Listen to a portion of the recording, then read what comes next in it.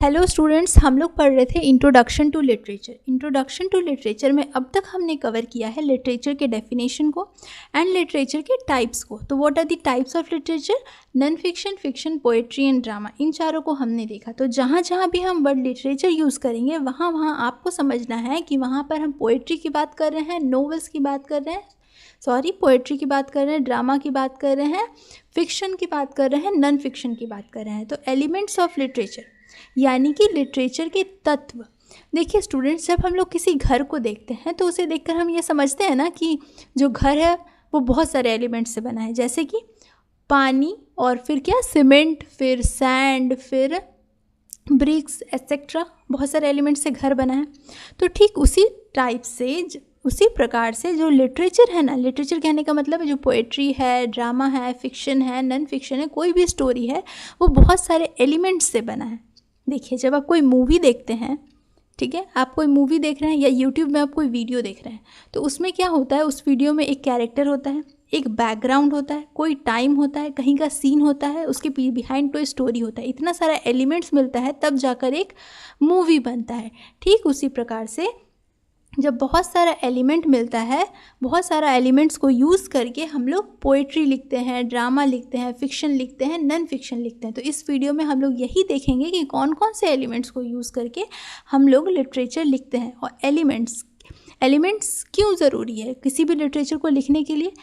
मान लेते हैं कि हम कोई पोएम लिखे हैं या फिर हम कोई drama, fiction, non fiction etcetera कुछ भी लिखे हैं जिसे हम लिटरेचर कह सकते हैं। तो वो एलिमेंट जो है ना, लिटरेचर को रूपरेखा देने का काम करता है। क्या देने का काम करता है? एलिमेंट जो है लिटरेचर को एक फ्रेमवर्क देता है।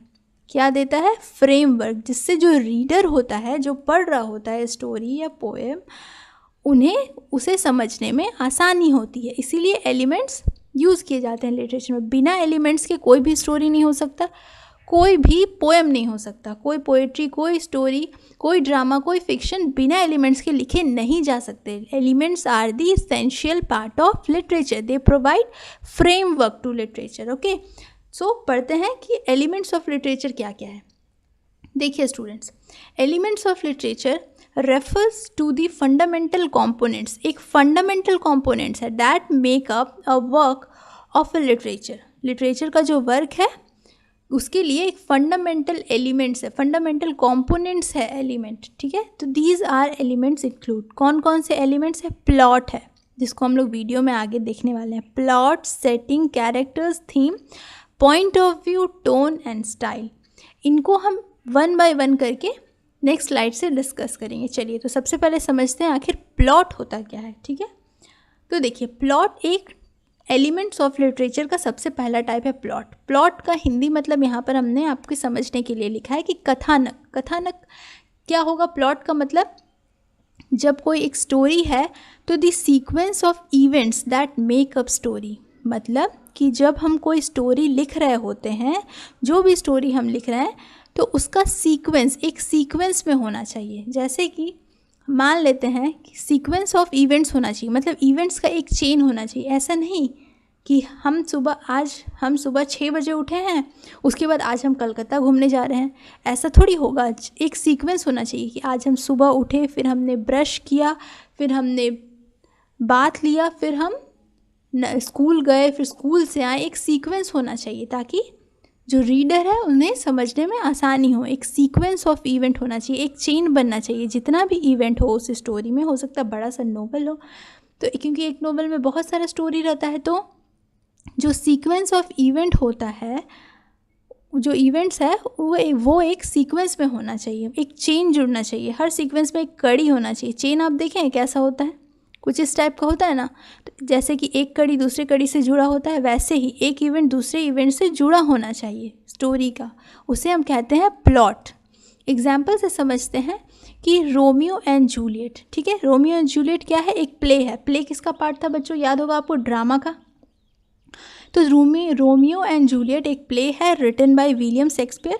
विलियम शेक्सपियर जो है वो पोएट्री एंड प्ले ही लिखते थे, नोवेल नहीं लिखते थे। तो the plot revolves around the tragic love story of 2 young lovers from feuding families. तो ये जो प्ले है रोमियो एंड जूलियट, वो किसके अराउंड रिवॉल्व करता है? किस पर? इसका थीम क्या है, मतलब बहुत ट्रैजिक लव स्टोरी है। मतलब ट्रैजिक का मतलब होता है बहुत ही दुख पहुंचाने वाला स्टोरी है। किनके बीच? Two young lovers from feuding families. कौन से फैमिली? फ्यूडिंग। फ्यूडिंग का मतलब होता है कि अ लॉन्ग लास्टिंग क्वारल, मतलब ऐसा झगड़ा जो कभी ख़त्म नहीं हो। तो किसके रिवॉल्व्स अराउंड है? Tragic love story of two young lovers from feuding families. Romeo and Juliet जो प्ले है उसमें क्या होता है, जो सीक्वेंस है, इस जो प्ले में जो सीक्वेंस ऑफ इवेंट्स है वो एक के बाद एक वैसे जुड़े हुए हैं। और किसके रिवॉल्व्स अराउंड है? ट्रैजिक लव स्टोरी, मतलब बहुत दुख पहुंचाने वाला है। तो ये होता है प्लॉट। चलिए सेकेंड एलिमेंट देखते हैं कि क्या है। सेकेंड होता है सेटिंग। सेटिंग का मतलब होता है स्थान और समय। अब जो हम स्टोरी लिख रहे हैं या जो नोवेल लिख रहे हैं, जो भी पोएट्री, ड्रामा, कुछ भी हो, उसमें क्या हम लोग मेंशन करेंगे, कौन सा एलिमेंट हमारा सेकंड होगा कि कहाँ, कौन से स्थान में हो रहा है और क्या समय है। ठीक है, फॉर एग्जांपल से समझते हैं कि द सेटिंग ऑफ 1984 जो रिटन बाय जॉर्ज ऑरवेल है, ये एक क्या है? डिस्टोपियन फ्यूचर है। In the year 1984 in a totalitarian state under constant surveillances. ठीक है, डिस्टोपियन फ्यूचर का मतलब होता है निराशावादी भविष्य। कौन से साल का? 1984 में।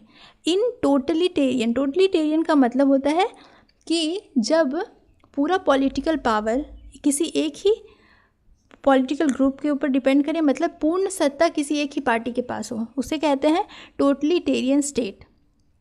जिस स्टेट में, जिस भी राज्य में, जिस भी कंट्री में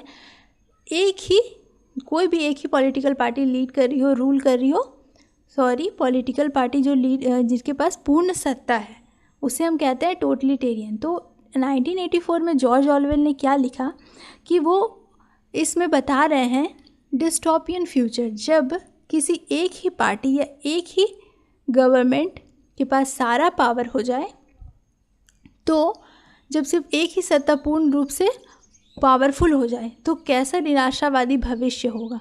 तो उसमें क्या स्थान के बारे में बता रहे हैं, समय के बारे में बता रहे हैं। तो सेटिंग्स का मतलब यही होता है, मतलब प्लॉट हमने पढ़ा, फिर हमने देखा सेटिंग का मतलब स्थान और समय, the time and a place where a story occurs.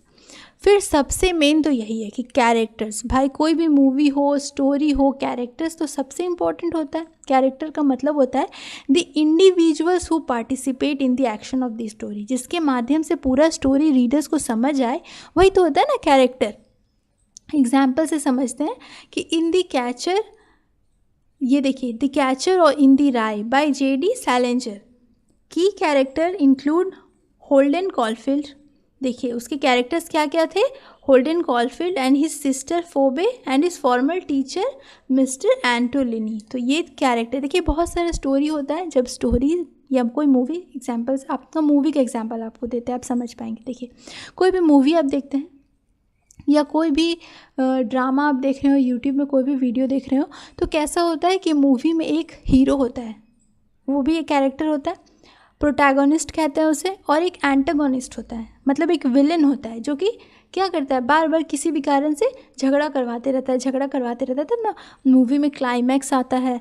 आप मूवी देखते होंगे तो आपको पता होगा कि एक मूवी में बहुत सारा कैरेक्टर होता है, वैसे ही एक स्टोरी में, एक नोवेल में, एक पोएम में बहुत सारा कैरेक्टर हो सकता सिंगल कैरेक्टर भी हो और हो सकता 2-3 कैरेक्टर हो। इससे स्टोरी, जो रीडर होते हैं, उससे स्टोरी समझने में बहुत आसानी होती है। बिना कैरेक्टर का कोई भी स्टोरी नहीं हो सकता है। और कैरेक्टर का मतलब होता है the individuals who participate in the action of a story. अब देखिए हम आपको एग्जांपल से समझाते हैं कि जो खरगोश कछुआ वाला एग्जांपल हम आपको फर्स्ट क्लास में दिए थे, उस स्टोरी में भी तो कैरेक्टर है ना, उस स्टोरी के भी 2 कैरेक्टर है, एक वो जो खरगोश था और वो जो कछुआ था। तो उसी को हम लोग कहते हैं कैरेक्टर्स। ठीक है, आप समझ पाए होंगे। अब नेक्स्ट देखते हैं, नेक्स्ट आता है थीम। ये तो सबसे इम्पॉर्टेंट होता है, क्योंकि यही तो होता है ना, द सेंट्रल आइडिया होता है और underlying message of the work, कि आप जो स्टोरी लिख रहे हैं, जो पोएम लिख रहे हैं, उसका सेंट्रल आइडिया क्या है और उससे क्या मैसेज मिल रहा है, ये सब ज़्यादा इंपॉर्टेंट होता है। तो थीम का मतलब तो आप समझ पा रहे हो, ये central idea. For example, to kill a mockingbird by Harper Lee deals with themes of racial injustice. देखिए इस स्टोरी का थीम क्या है? किस थीम पर बेस्ड है? Racial injustice. रेशियल इनजस्टिस का मतलब होता है जातीय अन्याय। और moral growth and empathy. Empathy का मतलब होता है सहानुभूति। मतलब ये जातीय अन्याय, फिर मॉरल ग्रोथ एंड सहानुभूति पे बेस्ड है। इस स्टोरी को पढ़ने से हमें ये समझ आएगा, ये थीम है, ये की सेंट्रल आइडिया का पता चल जाएगा। उसके बाद आता है कॉन्फ्लिक्ट। कॉन्फ्लिक्ट, अब देखिए कोई भी मूवी हुआ उसमें कॉन्फ्लिक्ट तो होगा ही, बिना कॉन्फ्लिक्ट का क्लाइमेक्स आएगा नहीं, मूवी इंटरेस्टिंग बनेगा नहीं। तो जो स्टोरी होता है, जो नोवेल होता है, उसमें भी एक कॉन्फ्लिक्ट जरूर होता है। और कॉन्फ्लिक्ट होता क्या है? The struggle between opposing forces that drives the plot. Plot का मतलब क्या था? सीक्वेंस ऑफ इवेंट था ना प्लॉट के मतलब। तो जो प्लॉट को ड्राइव कर रहा है, मतलब जो कैरेक्टर्स है उसमें स्ट्रगल होगा, उनमें ऑपोजिंग फोर्सेस। यहाँ पर वही कैरेक्टर्स को बोल रहे हैं, जैसे जो प्रोटैगनिस्ट हो या जो एंटागोनिस्ट हो उनको कहा जा रहा है, उनमें कॉन्फ्लिक्ट होगा। फॉर एग्जाम्पल समझते हैं, in Lord of the Flies by William Golding the main conflict is between the main conflict. देखिए इसमें जो रिटन बाय विलियम गोल्डिंग है, इसमें क्या है? कॉन्फ्लिक्ट किन में हुआ है? तो सिविलाइज्ड बिहेवियर में हुआ है, represented by Ralph, and savagery represented by Jack. मतलब किस पे हुआ है कॉन्फ्लिक्ट? सिविलाइज्ड बिहेवियर पे हुआ है और सैवेजरी पे हुआ है। कौन कौन रिप्रेजेंट कर रहे थे? Ralph and Jack. अब देखिए सैवेजरी का मीनिंग, जब भी आजकल तो मीम्स का ज़माना है, कोई भी सैवेज रिप्लाई दे रहा है। सैवेज, आपको पता है सैवेज का मतलब होता क्या है? सैवेज का मतलब होता है बहुत ही उग्र, क्रूर या निर्दयी टाइप का, जंगली टाइप का या आपत्तिजनक। वहीं सिविलाइज्ड बिहेवियर का मतलब होता है जो कानून नहीं तोड़ते हैं, अशिष्ट व्यवहार नहीं करते हैं, अभद्र भाषा का प्रयोग नहीं करते हैं और अनुचित कपड़े नहीं पहनते हैं, उन्हें कहते हैं हम सिविलाइज्ड बिहेवियर। और सैवेजरी तो आप समझ पा रहे होंगे, बहुत ही उग्र, क्रूर, निर्दयी, अदम्य, उल्टा जवाब देना, सैवेज रिप्लाई। मीम वाले ज़माने में तो सभी जान रहे होंगे कि सैवेज रिप्लाई हर तरफ, यूट्यूब वीडियो, इंस्टाग्राम वीडियो, हर जगह आता है कि सैवेज रिप्लाई। तो सैवेज का मतलब होता है उग्र, जैसे कि पलट कर जवाब देना, उल्टा जवाब दे देना। उसके बीच में कॉन्फ्लिक्ट चल रहा था, तो कॉन्फ्लिक्ट का मतलब आप समझ पाए होंगे। देखिए नेक्स्ट जो एलिमेंट है वो आता है पॉइंट ऑफ व्यू। क्या दृष्टिकोण है? The perspective from which the story is told. किस पर्सपेक्टिव से स्टोरी कहा जा रहा है। एग्जाम्पल से हम लोग समझते हैं, the Great Gatsby by F Scott Fitzgerald is narrated from the first person point of view of Nick Carraway. ये निक कैरावे के पॉइंट ऑफ व्यू से कौन लिख रहे हैं, कौन नरेट कर रहे हैं? जो राइटर है वो इस स्टोरी को निक कैरावे के पॉइंट ऑफ व्यू से नरेट कर रहे हैं, इसीलिए इसमें first person point of view लिखा गया है। पॉइंट ऑफ व्यू का मतलब आप समझ पाएंगे कि perspective from which the story is told.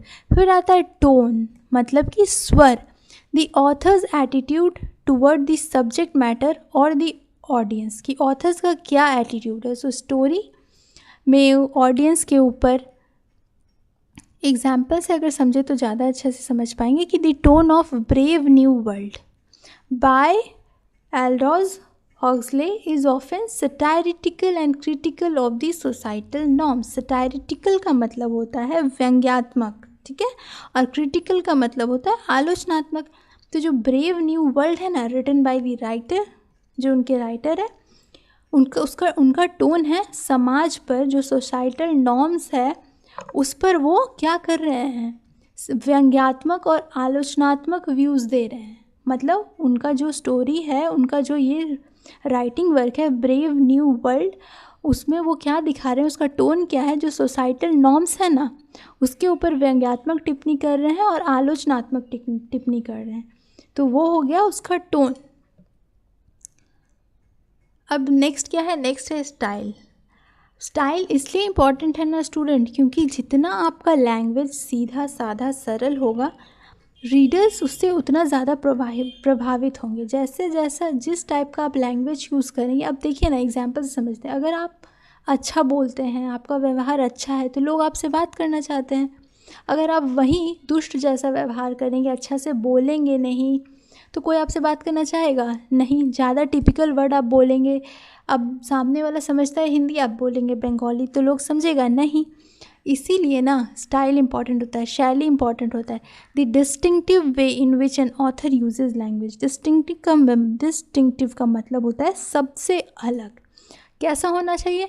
बहुत सिंपल होना चाहिए, बहुत ही क्लियर होना चाहिए। शॉर्ट सेंटेंसेस का यूज़ कीजिए, अच्छे सेंटेंसेस का यूज़ कीजिए, जैसे जो आपका राइटिंग है, जो आपका आर्ट वर्क है, वो और ज़्यादा दिन तक संभाल के रखा जा सके, लोगों के द्वारा उसकी प्रशंसा की जा सके। बहुत डिफ़िकल्ट नहीं बनाना है, बहुत सुंदर बनाना है, बहुत ही डिस्टिंक्टिव वे रखना है। In which an author uses language, for example Ernest Hemingway's style in the Old Man and the Sea is characterised by its simplicity, clarity and use of short sentences. तो ये था कुछ elements of literature. देखिए total elements of literature कितने थे?